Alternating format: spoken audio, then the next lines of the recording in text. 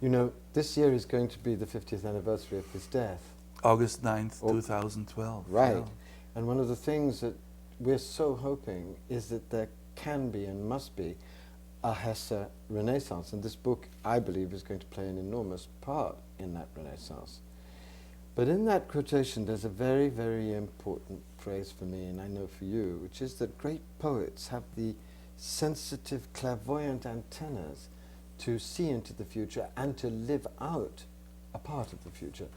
And this is certainly true of Hesse because he lived out, in the very deepest sense, the East-West adventure that has proved such an important and fertile and fecund ground for our own evolution. I was born in India, and my whole life has been dedicated to creating in my work and in the way I teach a bridge between East and West. And I know this is true for hundreds of thousands of philosophers and seekers all over the world.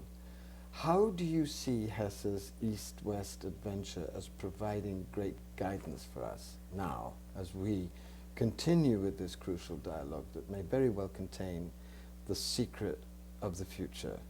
Because what is being brought together in this dialogue is the deepest knowledge in Western mystery traditions of the sacred importance of the individual, with the profoundest knowledge in the Eastern traditions of divine identity, of the Atman that is always one with the Brahman, of the non-dual consciousness. How do you see this marriage happening in Hesse, and how do you see Hesse's particularly wise and gracious way of going through and undergoing this dialogue? How do you see that this way has to teach us? What has it to teach us?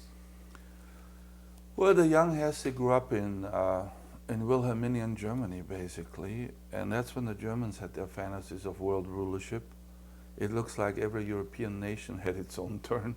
Right, and now it's America's turn, yes. And he was just very early aware that all these, even particularly the successful dominations fantasies, they at the end collapse, yes, and cause more damage than the initial benefits.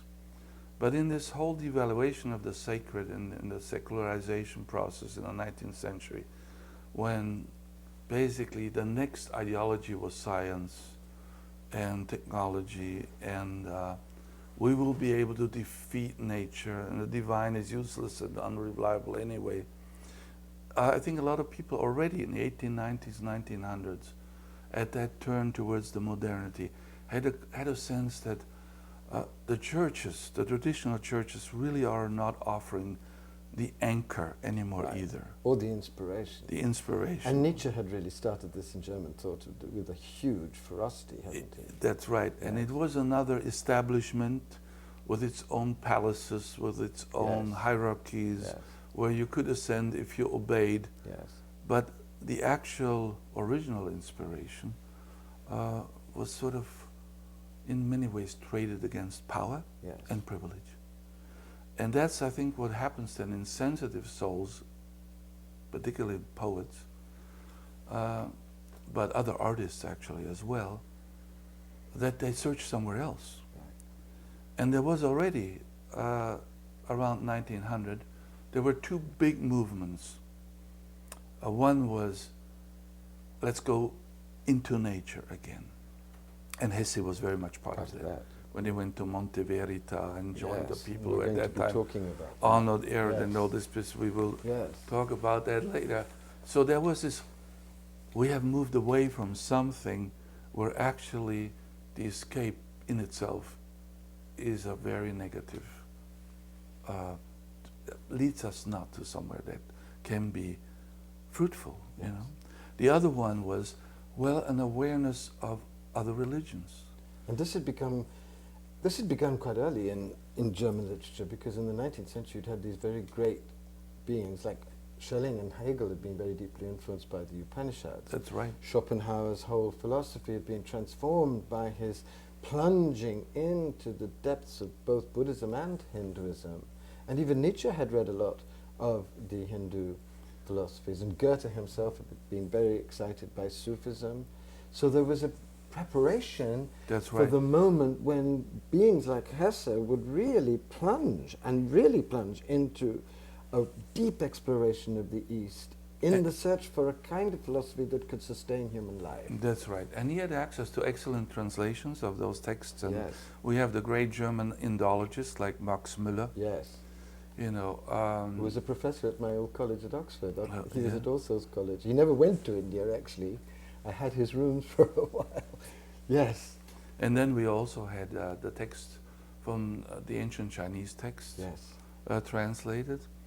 And so the seekers already, I would say, also with the catastrophe of World War I, Yes. where the value system and the whole hierarchy of the aristocracy, all of that, where there was a real crisis of Western values, Yes. a deep crisis. I think it was natural for people to say, couldn't there be somewhere else a new anchor, Yes. which actually turned out to be an ancient anchor, for people who want to replace or want to find other ways of living a meaningful life. Hesse went to India, Hesse went to Ceylon, Hesse plunged into the Indian classics, he plunged into the Chinese classics.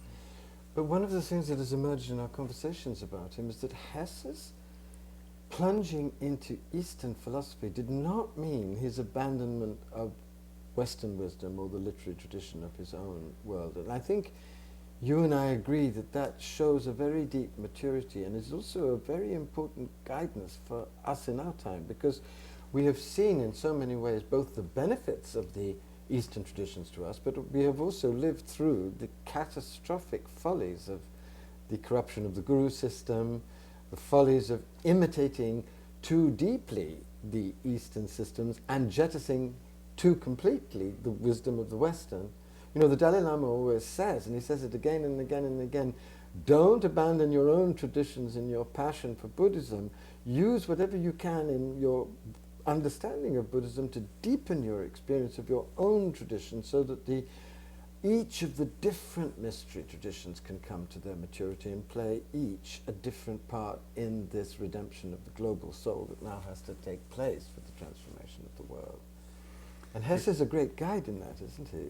Well, he understood that you cannot cut off your own roots Yes. and replace them and craft a completely different worldview that has grown over many centuries.